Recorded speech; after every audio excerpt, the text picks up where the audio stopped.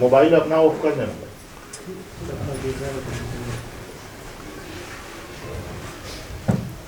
कुछ वर्ष हुए मैं विश्व हिंदी सम्मेलन में मॉरिशस गया था। भारत से बहुत से लेखक विद्वान भारत सरकार ने भेजे थे वहाँ। जिस होटल में हम ठहरे थे वहाँ नाश्ता खाना वाना सब एक हॉल में होता था। टेबल लगे होते थे, दो दो तीन तीन लोग, चार चार लोग एक टेबल पे बैठते थे। तो एक दिन नाश्ता मैं कर रहा था तो एक विद्वान आके मेरे सामने बैठ गया। नाश्ता हम करते रहे, कोई विशेष बातचीत नहीं हुई हमारी।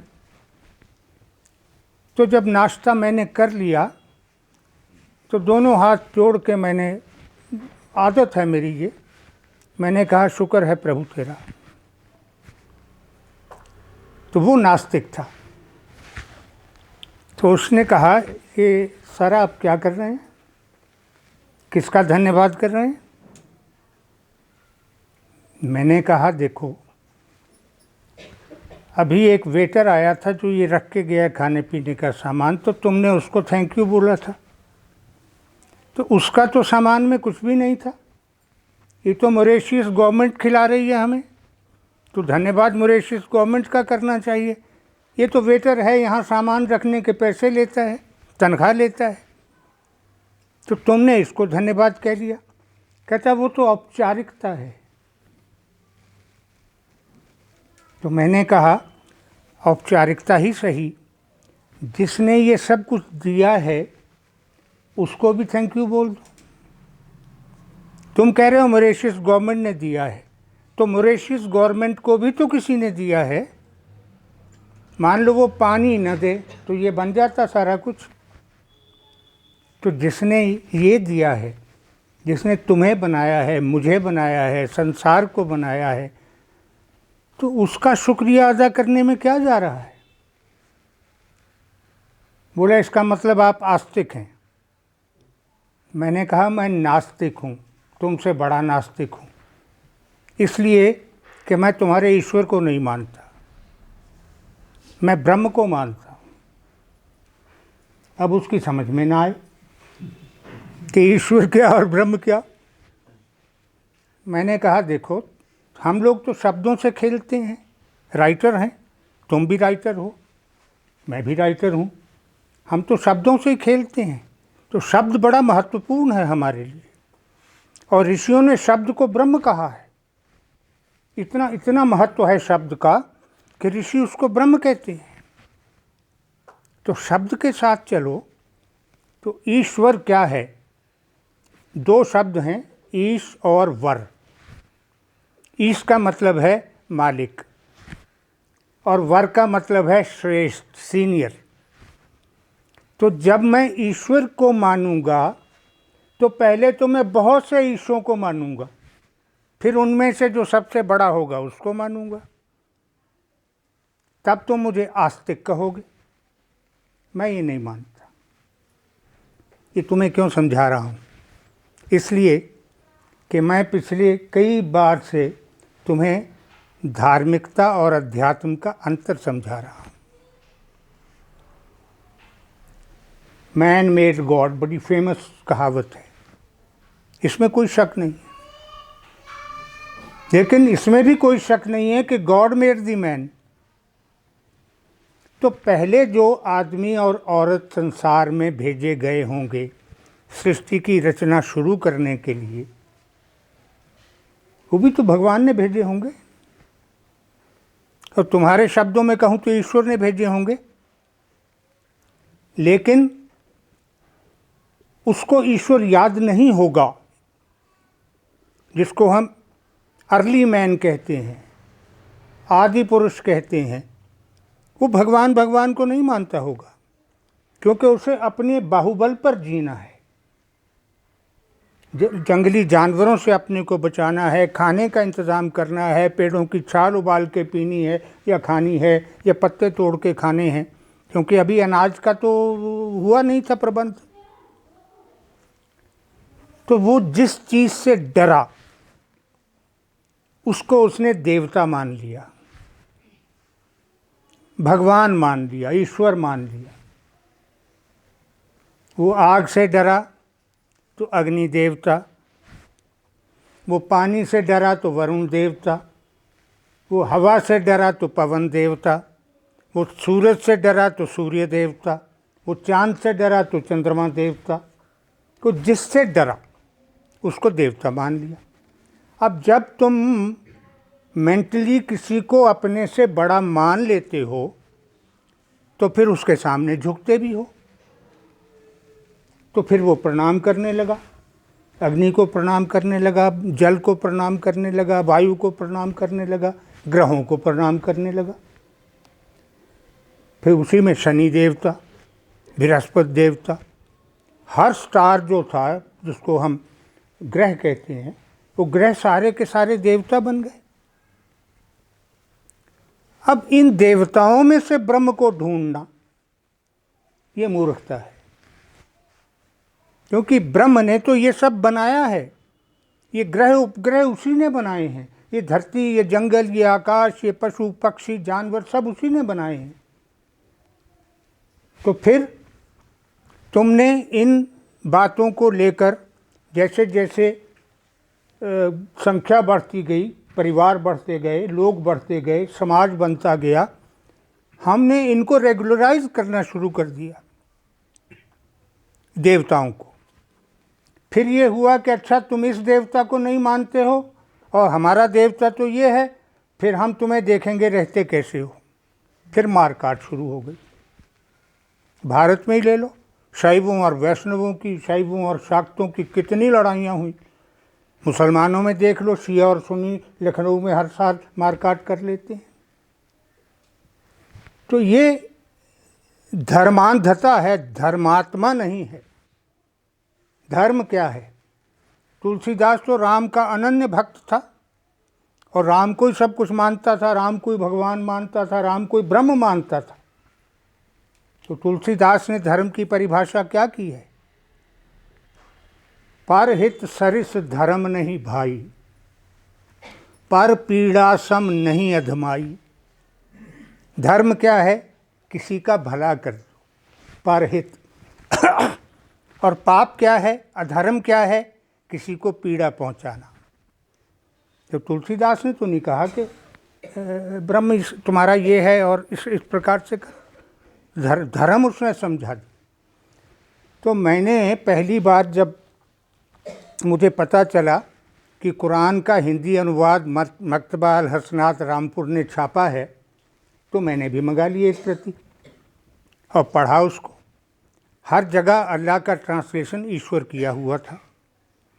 तो मैंने उसको पत्र लिखा संपादक को कि भाई ये तो तुमने अनर्थ कर दिया, अल्लाह का अर्थ ईश्वर हो ही नहीं सकता। ये ठीक है, गांधी जी गाया करते थे ईश्वर अल्लाह तेरो नाम, लेकिन वो अल्लाह ईश्वर नहीं है। क्योंकि जब तुम ईश्वर कहते हो तो ये मान के चलते हो कि बहुत से ईश हैं और तुम ईश्वर की पूजा कर रहे हो।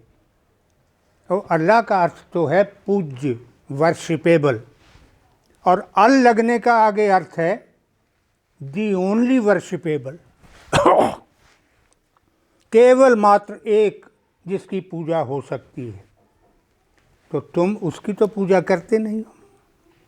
तुम पूजा करते हो राम की, कृष्ण की, हनुमान जी की, दुर्गा की, और दुर्गा के भी 9 रूपों की, और जाने किस किस की, और पेड़ पौधों की भी हो रही है, पीपल की भी पूजा होती है।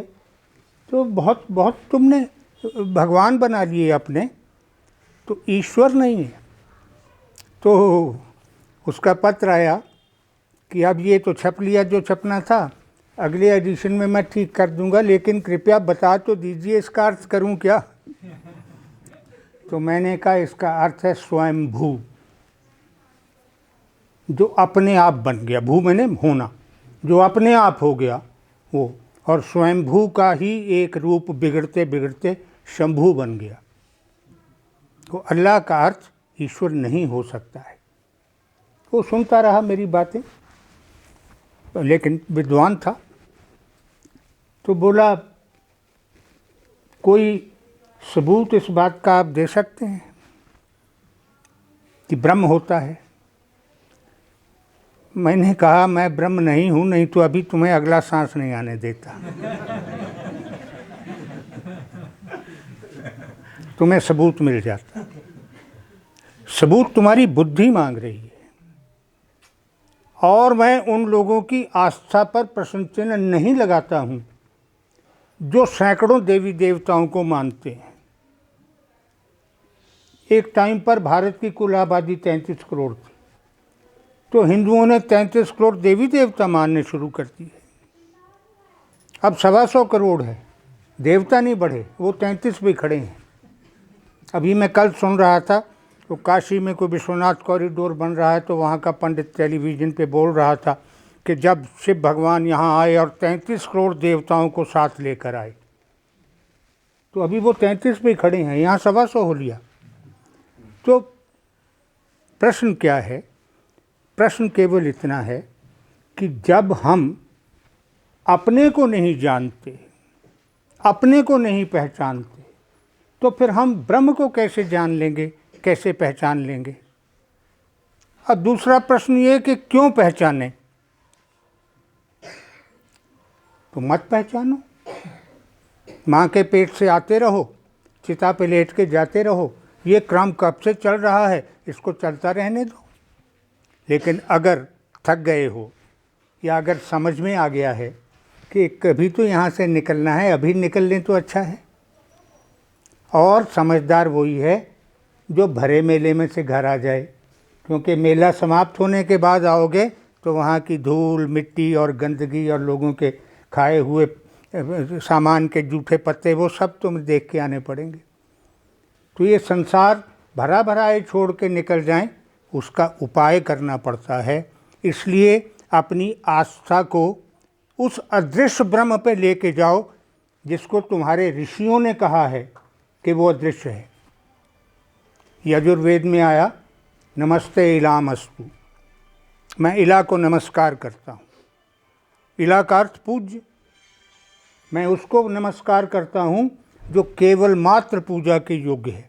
और यजुर्वेद ने ही कह दिया, न तस्य प्रतिमा अस्ति, उसका कोई रूप नहीं है, उसका कोई आकार नहीं है। हमने आकार देने शुरू कर दिए, हमने देवता बना लिए। तो एक साधारण सी बात जो इस प्रकार की आस्था रखने वाले नहीं समझ रहे हैं, वो ये है कि तुमने बाज़ार से ला के जिस मूर्ति को घर में रखा है, घर में एक छोटा सा मंदिर बनाया है, तो तुम क्या खरीद के लाए हो? भगवान को खरीद के लाए हो ना, बिकता है ना वो मार्केट में। और अगर तुम इस मूर्ति के बिना ब्रह्म को याद ही नहीं कर सकते हो, तो फिर इस मूर्ति को माध्यम मान लो, साधन मान लो, साध्य नहीं मानो। ये मूर्ति तुम्हारा अंतिम सत्य नहीं है, ये तुम्हारा अंतिम सत्य तक पहुंचने का साधन बन सकता है। इसलिए इसको स्वीकार कर लो। और मैं तुम्हें हमेशा ही कहता रहा हूँ, संस्कार से मत लड़ो, क्योंकि संस्कार बहुत प्रबल होता है। लेकिन अगर समझ में आ जाए, अगर बुद्धि साथ देने लगे, अगर विवेक जाग उठे, तो फिर ये भी समझ लो कि जो साधन हैं उनको साध्य नहीं बनाना है। रास्ता मंजिल नहीं होता, रास्ते पर चल के मंजिल पे पहुंचा जाता है। रास्ते का अपना महत्व है, रास्ता ना हो तो मंजिल कैसे मिलेगी? उस महत्व को स्वीकार करो, लेकिन रास्ते को मंजिल मत मानो, क्योंकि मंजिल मानोगे तो मंजिल पे कभी नहीं पहुंचोगे, वहीं बैठ जाओगे। तो अगर हमने विभिन्न प्रकार के महापुरुषों को देवता मान लिया है, तो मैं एक सीधा सा लॉजिक लेके सोचता हूँ, अगर वो सर्वशक्तिमान है और संसार में पाप बढ़ गया है, तो फिर पहली बात, वहाँ बैठे हुए उसने पाप बढ़ने क्यों दिया? क्यों पैदा होने दिया रावण को? क्यों पैदा होने दिया दुर्योधन को? क्यों पैदा होने दिया कुंभकर्ण को, मेघनाद को? ना पैदा करता। दूसरी बात, अगर हो गए थे पैदा तो फिर इनको समाप्त करने के लिए तुम माँ के पेट में क्यों आ गए? चाहे राम बन के आए, चाहे कृष्ण बन के आए, चाहे कुछ बन के आए, तो 9 महीने तो तुम माँ के पेट में थे। तो तुम्हारी एब्सेंस में सृष्टि कौन चला रहा था 9 महीने? किस दफ्तर में एक ही मुलाजिम हो और वो छुट्टी चला जाए तो वो दफ्तर क्या चलेगा? तो 9 महीने तो चलो वही मान लो, फिर तुम्हारा बालपन, फिर तुम्हारा लड़कपन, फिर तुम्हारी शादी, फिर तुम्हारे बच्चे, फिर तुम्हारा वनवास, और फिर सीता का हरण, और फिर जाके रावण से लड़ाई और उसकी मृत्यु। तो ये सारा कुछ अगर ईश्वर को करने के लिए माँ के पेट से आना पड़े और फिर मृत्यु प्राप्त करके जाना पड़े, तो वो ब्रह्म नहीं हो सकता। महापुरुषों को मान लेते हैं, सम्मान करना भी चाहिए। महापुरुष आता है समाज का उद्धार करने के लिए, समाज का कल्याण करने के लिए। हमने मोहनदास करमचंद को महात्मा कहा है, अब तक कह रहे हैं, क्योंकि उसके जो आचरण था वो महात्माओं वाला था। तो हम महात्मा कह रहे हैं, मान रहे हैं, लेकिन वो देवता नहीं है। और कल अगर उसको कोई देवता बना ले और राम और कृष्ण के बराबर का दर्जा दे दे। अभी मैंने कहीं पढ़ा था, कलकत्ता के किसी मंदिर में अमिताभ बच्चन की फोटो भी वो मूर्ति भी रखती। और तुम्हें बहुत पसंद होगा वो, लेकिन उसको देवता बना रहे हो। ये पटियाला के एक मंदिर में आज से 50 साल पहले गांधी जी की मूर्ति रखी गई थी। मैंने तब भी विरोध किया था, कोई अर्थ नहीं है। गांधी राष्ट्रपिता है, सही है, महात्मा है, सही है, सम्मान सत्कार सही है, लेकिन देवत्व मत दो किसी को। देवत्व केवल उसका अधिकार है और किसी का नहीं है। और जब धर्म और धर्म के प्रति आस्था बढ़ती है तो फिर कुछ ऐसे कर्म हो जाते हैं जिनको अगर न किया जाता तो अच्छा था। हो सकता है तुम में से अगर किसी की आस्था बहुत प्रबल है देवी देवताओं में, उसको अच्छा न लगे जो मैं कह रहा हूँ, लेकिन मेरी समझ से बाहर है कि 600 करोड़ रुपया लगा के अयोध्या में राम का मंदिर बना रहे हो। बनाना चाहिए, राम आदर्श है इस देश का। अस्पताल तो बनवा दो, गरीबों को रोटी तो दे दो। इस 600 करोड़ में कितने गरीब हैं जिनकी रोटी चल सकती है? भूखे मर रहे हैं लोग, सिर पे छत नहीं है, खाने को अनाज नहीं है, पेट भरने के लिए भोजन नहीं है, बच्चों के लिए स्कूल नहीं है, मरीजों के लिए अस्पताल नहीं है। तो तुम प्रायोरिटी फिक्स कर लो, पहले तुम्हें क्या करना है। पहले मंदिर बनाना है कि पहले अस्पताल बनाना है, पहले स्कूल बनाना है, पहले भूखे का पेट भरना है, ये तुम निर्णय कर लो। आस्था अपनी जगह, राजनीति भी अपनी जगह, लेकिन मानवता से बड़ा कोई धर्म नहीं है। तो मानव की सोचो, इंसान की सोचो, जिनको पीड़ा पहुंच रही है, और वही पर पीड़ा हटाने को तुलसीदास ने धर्म कहा है, और पीड़ा पहुंचाने को अधर्म कहा है। तो पीड़ा सत्ता के हाथ से पहुंच रही है, पीड़ा उन लोगों के हाथ से पहुंच रही है जो धन का इधर से उधर डाइवर्जन कर रहे हैं।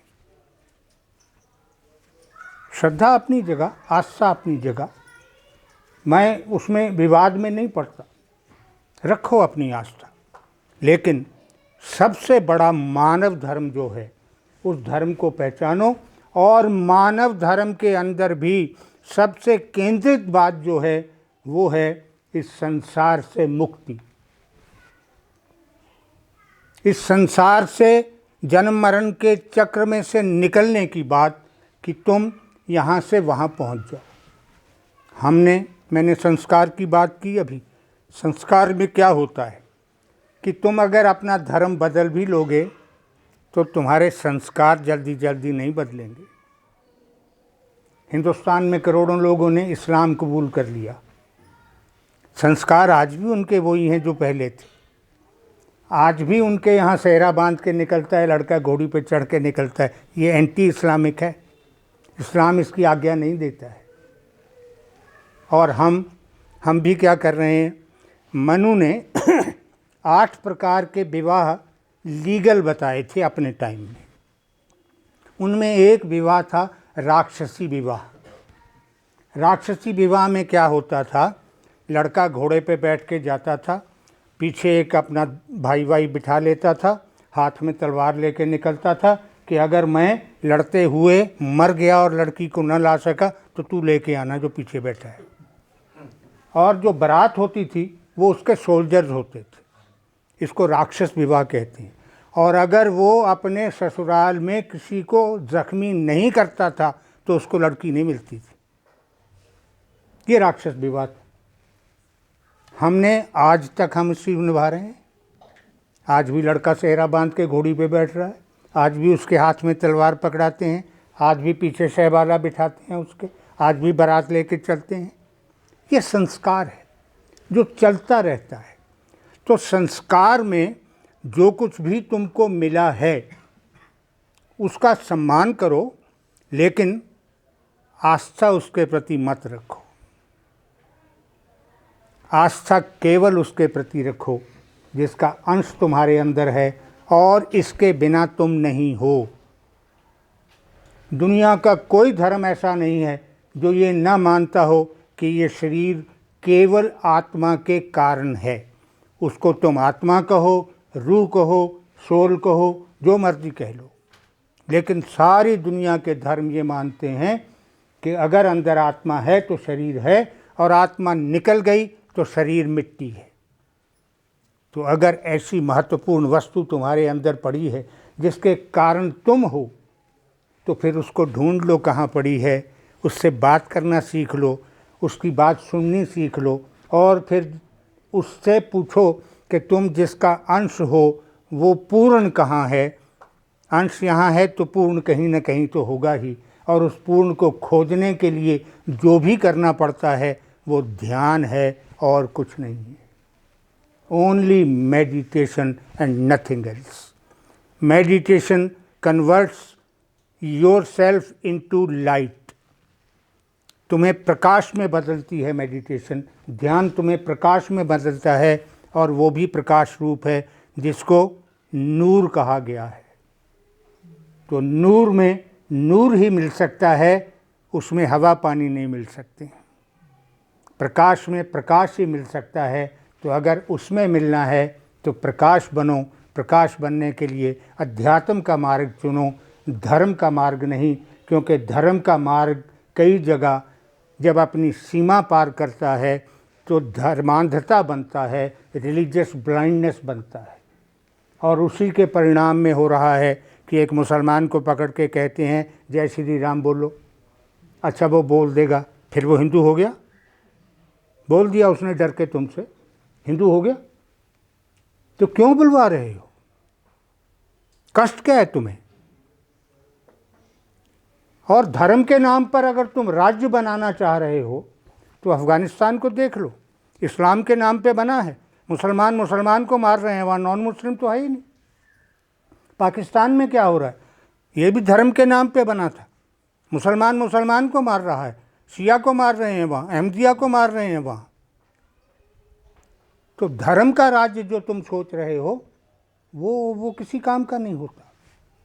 इसलिए धर्मांधता से बचो, अध्यात्म की ओर आओ, और तुम जहाँ जहाँ भी रहते हो अपने आसपास आध्यात्मिकता का मैसेज दो, संदेश दो, ताकि लोग धर्मात्मा बेशक रहें लेकिन धर्मांध ना बने। धर्मांध बनने से रोकना है, ये तुम्हारा फ़र्ज़ भी है, तुम्हारा मिशन भी है।